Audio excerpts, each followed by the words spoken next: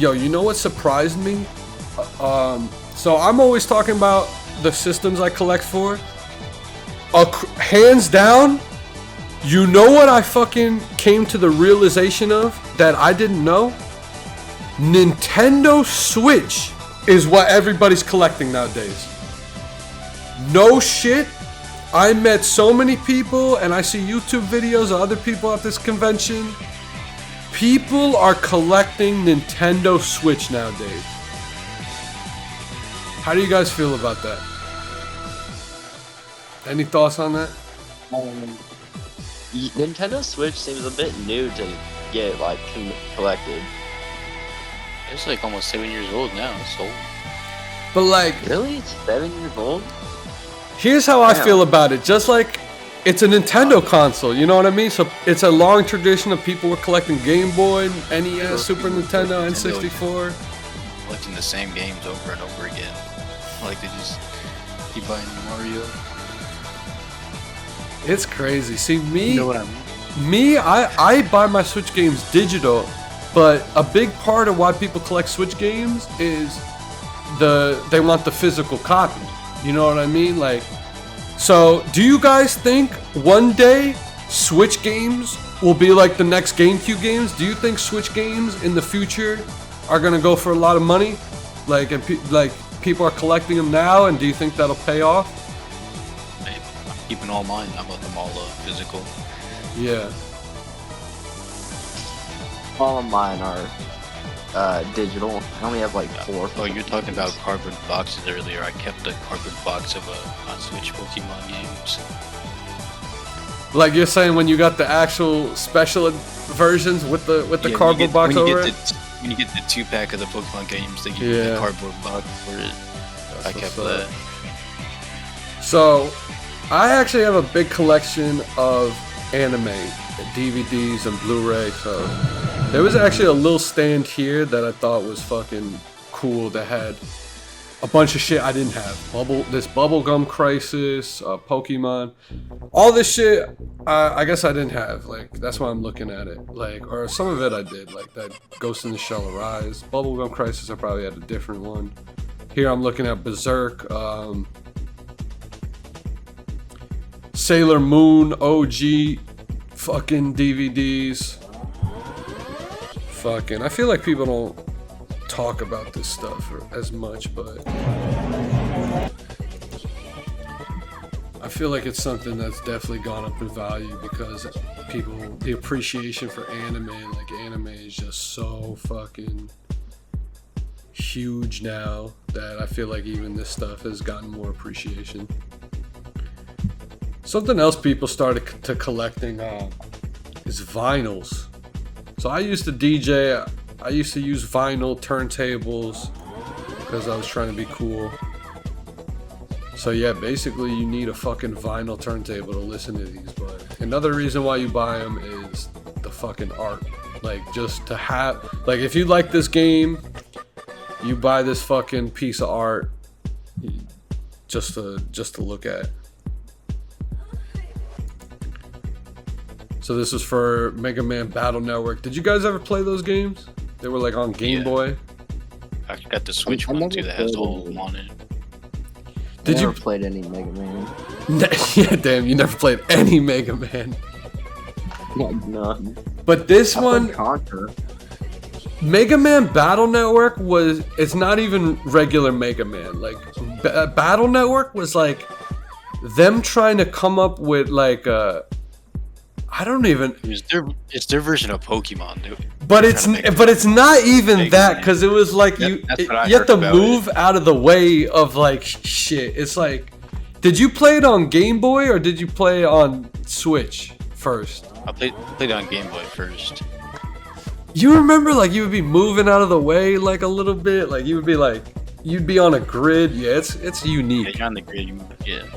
Apparently, like people like made a modded version that has like PvP and people have like tournaments or something. Yeah, the Switch version has a PvP online. Oh, that's crazy. Yo, speaking of Contra, a fucking Contra vinyl. You're right, the classic Mega Man games are kind of like Contra. I thought the Spider-Verse vinyl was cool. They just have every fucking game vinyl. This could get expensive, man, like getting into fucking vinyls and shit. I think there's one here that I thought was cool. Beautiful fucking Joe. That's another Capcom game I grew up playing. But I thought this was so crazy. Beautiful Joe 2 fucking like artwork here was just crazy. Fucking I texted this to my cousin. He was like, damn, where's the Beautiful Joe remake? That needs to happen. Capcom's remaking Dead Rising and all these other games. Fucking Japanese games. Japanese Game Boy Color games. And then here there's gonna be a bunch of anime games that never got released in this fucking country. Just all types of fucking anime games that never got released in this country. Just too many to name. Characters I don't even know. But then here, this little section had fucking games I was really hyped for. Mainly, I don't know if you guys like Hunter x Hunter, but yo, pretty soon there's gonna be a Dragon Ball Fighters game, but it's gonna be Hunter x Hunter. It's coming out this year. Favorite animes. Yeah, so this year there's gonna be a Hunter x Hunter Dragon Ball Fighters game coming out. But I thought there was like never really Hunter x Hunter games before, but then here I found one on PSP. On Japanese PSP, Hunter x Hunter. And then below it, Lupin the Third, one of my favorite animes. 2 different Lupin games, and then of course the famous Yu Yu Hakusho Dark Tournament game from PS2 era. And then here's some other shit. Well, alright, real quick. So here is the Hunter x Hunter game in higher quality, so you could fucking see what it looks like. Hunter x Hunter Wonder Adventure. Don't know what that game is like. And then, oh shit, Lupin the Third, The Inheritance of Columbus is Died By. And then, one of these games probably did come out in America, maybe. Or actually, no, this one on the right, that one came out in Europe. I know that because I downloaded the ROM for that. It's like an Italian dub of this game. And then, alright, here's something I'm going to talk about. You guys have heard of fucking Jump Force?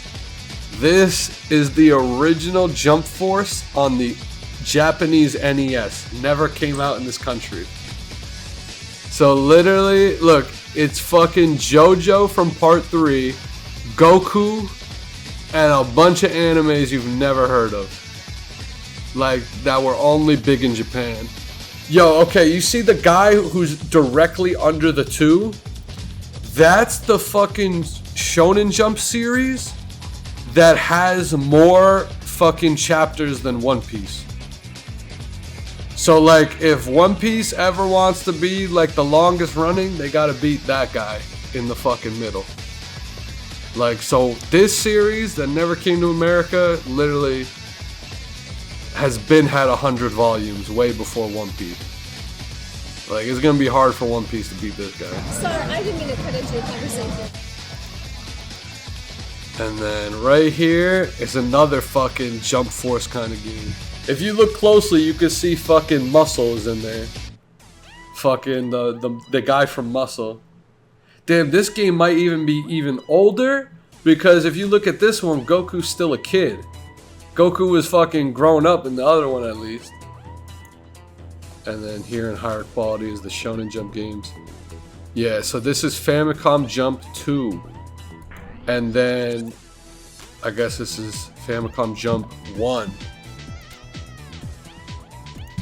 So yo, do you guys know the NES Mini? Remember how they made the NES Mini? They made a second Japanese only Famicom Mini. So like in America we had the NES Mini, but then in Japan they did the exact same thing, but it had to look like the Japanese console, right? But think about it.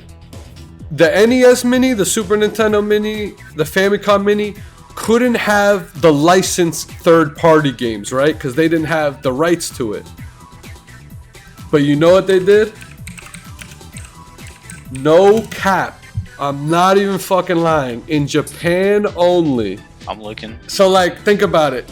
They could never release like the third-party games, but in Japan, they fucking made a golden Famicom with all the fucking NES anime games that never came out in America. But of course, if you don't know Japanese, you can't like really play them. You know what I'm saying? And look, I guess they have Dragon Quest on here. That's crazy. They even threw in fucking Dragon Quest because of Akira Toriyama. But yeah, guys, I don't know if you guys knew this, but like I'm showing all these games. Nintendo actually did acknowledge these games' existence with the fucking Shonen Jump NES Classic, only in Japan. It's golden, and look at the box. The box has fucking Goku, and look, it has Muscle on there, right there. It has fucking all the old school animes, and it's made to look like a fucking old Shonen Jump magazine from Japan. Fucking see how everything fucking comes full circle? We're talking about fucking Muscle, and there he is fucking. And then here's the first Dragon Ball Z game on Famicom. Then there's the fucking Boo Saga on the next system, Super Famicom.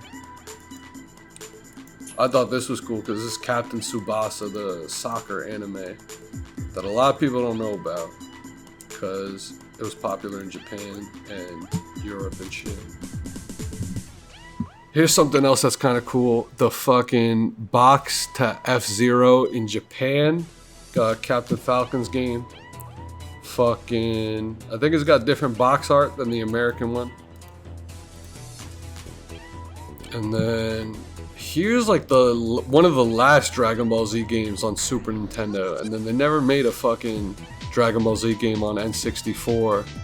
So I guess after this game, pretty much Dragon Ball Z went to PlayStation and Sega Saturn and PS2 eventually and GameCube. This was like one of the last Nintendo Dragon Ball Z games for a long time, actually. Holy shit. Here's OG Street Fighter 2 on Famicom. This never came out in America. This was a remake of fucking Dragon Quest 1 and 2, kind of like how they're doing it now on the Switch. But this was the first time they remade Dragon Quest 1 and 2. Captain Tsubasa 4. I don't know how many Captain Tsubasa games they made on Super Nintendo. I had to take a picture of this because usually I don't think shit like this is that cool.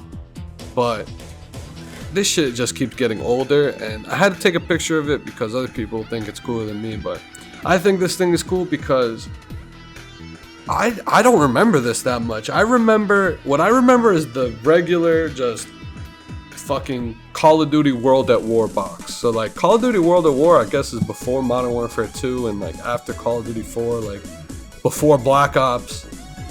This is cool. This is like a fucking collector's edition. I don't know how much this was, but this is interesting. I wonder like if people are gonna buy like the Call of Duty World at War that was on the Wii, like try to collect that. That's crazy. Like if you think about it. I actually have all those because those are different like games completely. You know what I mean? And they have the motion. On Nintendo is crazy. It only happened like once or twice. On the Wii, yeah, and then they did have on the Wii U. I think they had Black Ops 2 even. Yeah, they have really on the Wii U. Yeah, on the Wii U you could buy like a box special with Black Ops 2. Did you have Black Ops 2 on the Wii U or something?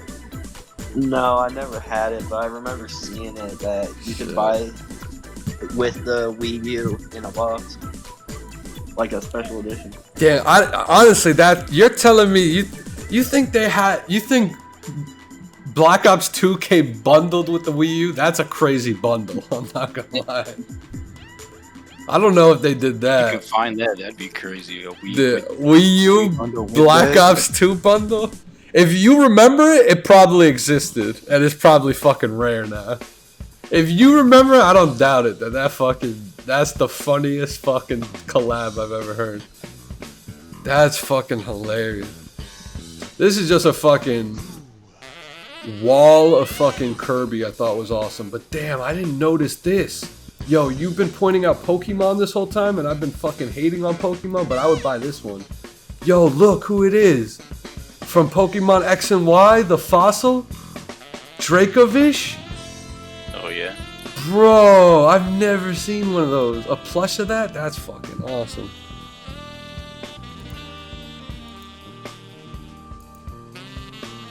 I just thought the wall of Kirby was fucking awesome.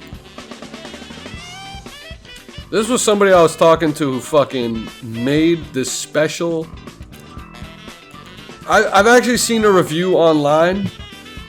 Basically, this guy made this joystick for Ikari Warriors, which is an old game, but you know joysticks. But imagine if you could rotate a joystick. Like this game in the arcade, you could actually rotate the joystick to aim where you were gonna shoot. So like this guy, he went in, he made the joystick so you could play Ikari Warriors fucking accurately. And it's a really cool package. Like this box is all you need. It comes with the buttons. You could turn the box itself into a fight stick. I'm actually thinking about what the utilities could be like in fighting games if like you use this like for extra buttons. People are creating all types of shit, but this guy also had a light gun, like for to play like the gun games, like right here. This is actually really hard to find. Like if you do research, you like can't fucking play these games. Like it's really hard to play those like old school arcade gun fucking games besides like the Wii. The Wii, I guess, was a good console that had some of these, but that's interesting. The guy, like, the gun was like $200, but yeah, I thought it was fucking worth it. Right here, this is just a stand that had hella rare shit. Look at this. This is like a fucking cardboard cutout from Kirby Air Ride on the GameCube. He's got a fucking cardboard cutout of Dragon Quest. What is that? Dragon Quest 9 on the DS. Nah, this was the craziest thing right here. A jacket from the people who worked on the original fucking Super Mario Bros. Movie. Not the new one. The OG original one. Naughty, did you ever watch this movie? I don't think so. I might have seen pieces of it. You know what I'm talking about though, right? I think so. Beacon, do you know what I'm talking about? Yeah, the one with the really bad CGI. No, like I don't even think there was CGI yet. Or maybe there was, like a little bit. Yeah. Like the OG. Like a dude with a really long tongue. Yeah, it's like, yeah, literally. Dude, the first. I remember watching that movie when I was like a kid, and like, it was interesting, like. But yeah, that movie is so weird. But that's fucking rare. This guy has the film crew fucking jacket from the movie. That's swag. That is swag. This is fucking insane. He's got cardboard cutout of Sonic. And when I say cardboard cutout, like, I really mean like store display, store advertisement. Like, these were like the advertisements used at the Sega store, the video game store. Like, these were given to the stores to advertise, and now they're like history. I think stuff like this is cool. Right here, this was something rare. Apparently this was like, it says it's a press kit for Super Street Fighter 2 on Super Nintendo. So what that means is, I guess this was given to people at like, who were like reviewers at the time. Like, this was given to the people who were reviewing Super Street Fighter 2 for like Game Informer at the time, or Nintendo Power, or actually at the time it would have been like Electronic Gaming Monthly. That was like a magazine before my time that I've like fucking collected a little bit. Yeah, this guy just had hella fucking rare shit. This guy had, what is this, like a... I just thought this was crazy. Like, damn, this Nintendo 64 is worth that much. Like, $600 in the box. I thought this was cool. This is Saint Seiya Special Edition on PS3. Saint Seiya is actually another old school anime that was actually with Goku on some of those old games we were looking at before. I thought this was impressive. Conquer. I don't know if you guys know about Conquer, but it's from the creators of Banjo and Kazooie, and it's on the N64. But it's an M-rated game on N64, and it's like South Park or something. It's a really good game, really good humor. I played it when I was too young to play it probably. But what happened was, I actually played it on Xbox. So Rare, they got bought by Xbox and they remade this on the original Xbox, and it's a really good game. That's where I played it. But I guess the Xbox fans, you know, would learn the history about, oh shit, this game was on N64 first. Not gonna lie, I was slacking on this game. I was a day one fan of Conker's because I played it on Xbox, but to this day, I do not have Conker's on N64, and that game has only ever gone up. That game was always one of the most expensive games on N64, and now it's probably not the most expensive game on N64, but it's up there. And look at this, they want $6,000 for this game graded, but not gonna lie, the grade on there, 9.8, that's the maximum. So this thing is literally a fucking perfect grade, sealed in the box. Fucking Conquer, that's crazy. That's why I took a picture of that somebody literally had a perfect grade. Alright, not to keep going too crazy, but here's another thing. This is something I wish I did. In my fucking collecting. This guy has 4 copies of Pokemon Coliseum. 4 fucking copies of Pokemon Coliseum. And what is this, like? He's got 3. 4 copies. This is what, bro. He's got like 3 copies of Paper Mario on GameCube. This is what I should have done. I should have just been buying up. Once I had the game, I was like, I don't need to buy it again. Like, I should have been stockpiling. There's actually a word for this. Overstock. This is actually called overstock. Bro, I actually heard the price of Paper Mario has plummeted since the Switch version came out of Thousand Year Door. This game on GameCube used to be going for at least 150. Right there, it's 100. I've heard it's going for like fucking $60, but that is actually a crime that something brought down the price of a GameCube game. But yo, this guy's stash, he's got multiple of every game. I wish I did that so I could flip. That was a good move. That was a fucking good move. Here we have the fucking other version of what I was talking about before. Grand Theft Auto 4 on 360 Special Edition. So to be honest, this is the one I would have had back in the day. This one looks like it probably was sealed. If you look, it looked like the plastic probably just broke off of there. And that's something I'm worried about with, you know, whenever I have a sealed item. But one more thing I'll mention about this is it has Nico Bellic, the main character of GTA 4, on the cover. So, not gonna lie, you might be more inclined to buy this one over the PS3 one that just has the random girl of that generation. So yeah, this one's kind of has the better art. So, here's something that I should have bought it. I kind of should have bought it because I always wanted it. should have bought it.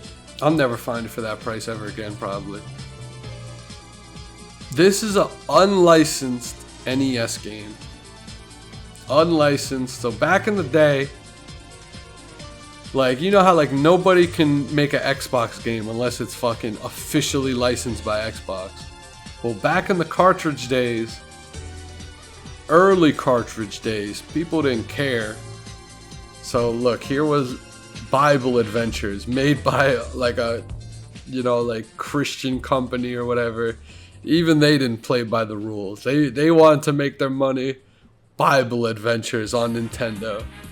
Angry Video Game Nerd has a fucking video about Bible Adventures on Nintendo. It's such a random game. When I was growing up, I remember the Bible game. There was a game called the Bible game on PlayStation and Xbox and GameCube. I never had that.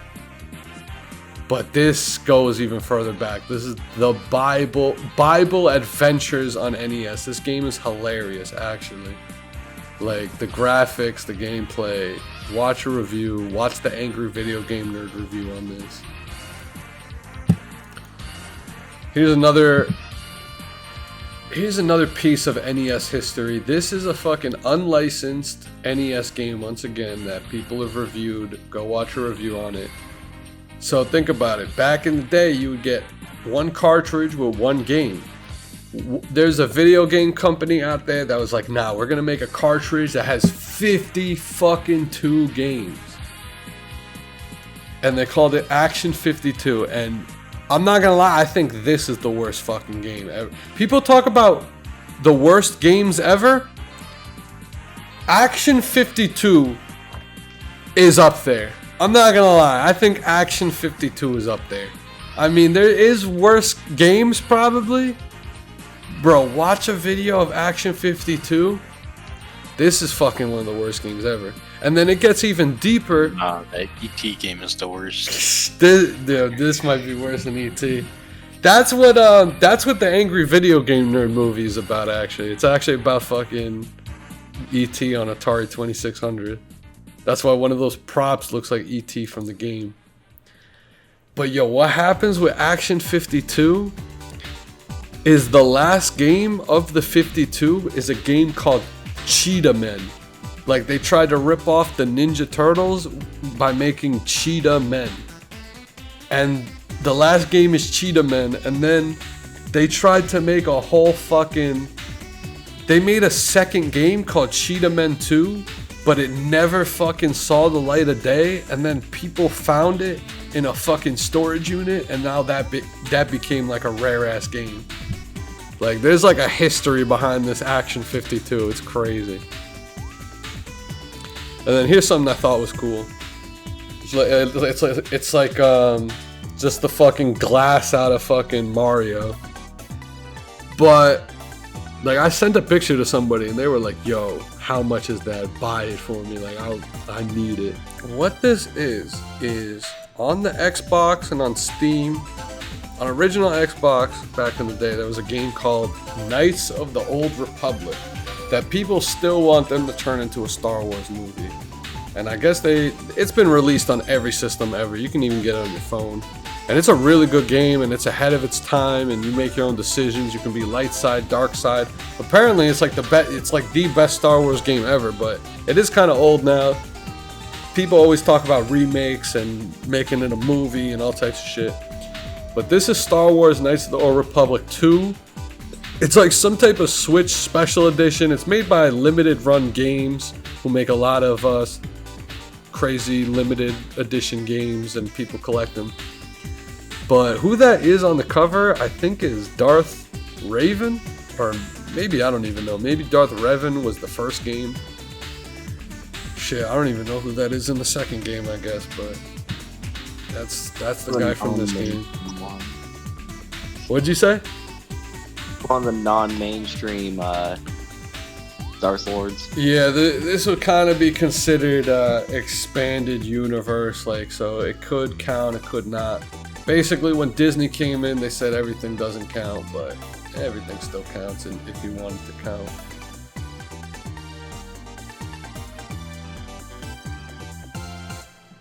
This guy is fucking Pat the NES Punk. He actually wrote some books. Like, I actually have one. It's a good book. I actually really like it. You open it up and it shows you every game that was released for the NES, and then he has another one that shows you every game that was released for Super Nintendo, and then he's making another one that shows you every game that was ever released for the N64. So that one's coming out. And then here's some more Kirby's, specifically from the new Kirby game that I didn't play. I don't know if you guys played it, the one that was like not 2D, for Forgotten Worlds or Forbidden Worlds. What is that, Light Bulb? You didn't play it? I didn't even know a new Kirby game came out. Naughty, you didn't play it either? No. The last Kirby game I played was on the DS. There's a free demo for it. Yeah, it's like 3D. It's like I think it's like Mario Odyssey even or something. But yeah, he can turn into, or maybe it's top down. But yeah, he could turn into a refrigerator. I don't know if this is a light bulb. This is like Is it like a duck or something? traffic cone. It's on the Switch. It's a good game though. Why did I take a picture of this? Probably just to see the Switch games, thinking I would see it.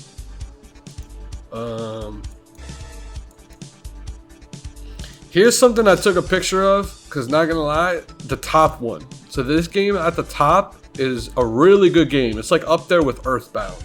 Like, look at it, more than $1,000 for this game in the box with all the manuals. So not gonna lie, I have this game. I bought it probably 10 years ago for probably like $100, and I literally have it. I have it in the box, I have the cartridge, I have all the fucking manuals, I have everything. And then not gonna lie, I even have a second cartridge and a second box, but not all the manuals. But I have 2 boxes, and I have one that's completely complete. That's crazy that this game is over $1,000 now. But it's basically, like, you guys know Dragon Quest. It's Dragon Quest, but it's not Dragon Quest. It's like Artist of Dragon Ball RPG, but it's not Dragon Quest. It's Chrono Trigger. The Akira Toriyama, he did do other games, but like basically it was Dragon Quest. This is his only other RPG that's not, or I guess, okay, this is his only other RPG besides Dragon Quest. But then eventually he did do one more on Xbox 360 called Blue Dragon. But those are his only RPGs. Besides that, he did do another game on PS1 called Tobal Number 1. And that was him doing a fighting game. And then that's all I can recall for right now. So the Dragon Quest series on all the systems, Chrono Trigger, Blue Dragon on 360 later on, and then PS1 has a fighting game he did.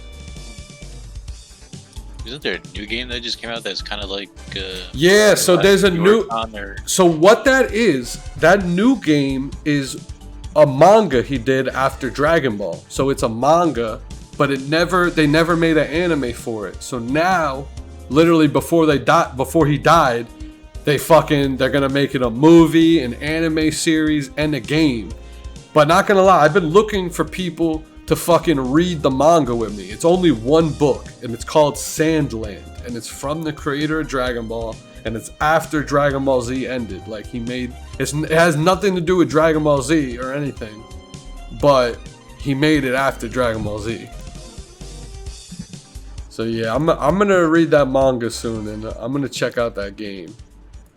But apparently that game is really good. Like, you would expect, like, you kind of expect anime games to not be that good, but they really tried their ass off with that game. Apparently, like yeah, you would expect like the story to be good or the cutscenes, but apparently like the gameplay, it's not just like one thing. Like, apparently it's like a bunch of different gameplay styles are in the game that people are like giving it good reviews for. Like, it doesn't just do one thing. It like does a bunch of stuff. Here's some cool I saw, just wall scrolls of KOF. Now these things, to me, you know, you could probably find these on Amazon, but who knows, maybe these things are like vintage from back in the day. And bro, the King of Fighters artwork is just amazing. Like, not just because it's a fighting game and we love fighting games and Japanese and anime and SNK and Capcom, but King of Fighters just had amazing art. Like, here's some more King of Fighters art.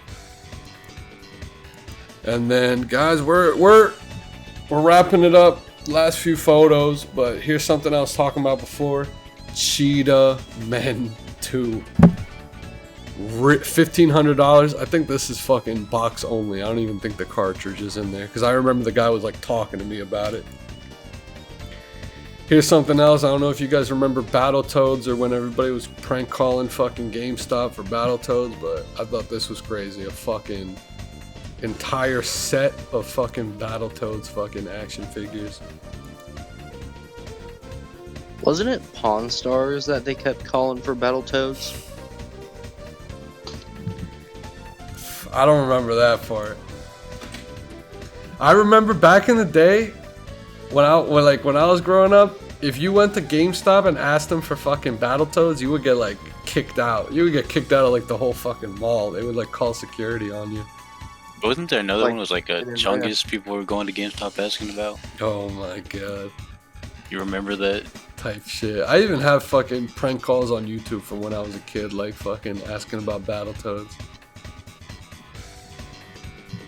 Damn, I'm like fucking out of photos here. I'm literally done. This is it. Last cool thing I saw. This is from Detective Conan. This is Kid. I don't even know who this fucking guy is, but I think he's cool. I thought, okay, so Detective Conan on the right, that's like the main character of the show. He was older until the bad guys turned him into a kid again. And now, like, he lives with his girlfriend, but his girlfriend doesn't know that it's him.